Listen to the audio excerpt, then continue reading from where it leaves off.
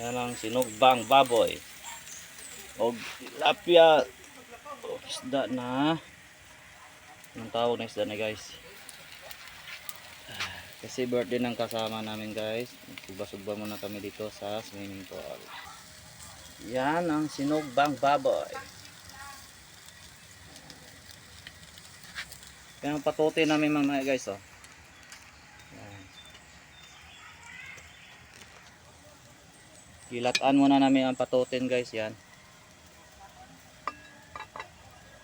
Pato. Patoten.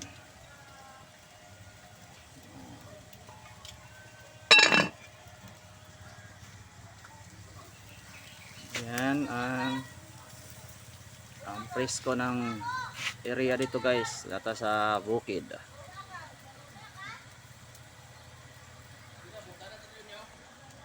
Kasama ko dito guys. Yan.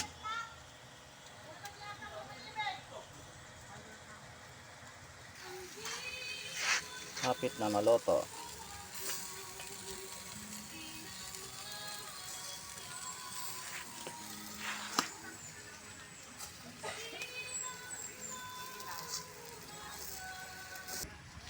Ito na yung sinugba na baboy guys. Yan. Sugba kami guys kay nag-swimming kami dito kasi birthday ng kasama namin guys. Ito sa yan sa may pang aming liliguan mo na. Yan. Tapos na kami patutin dito guys na malapit na mga lata. Gagawin patutin. Yan. Kamaya.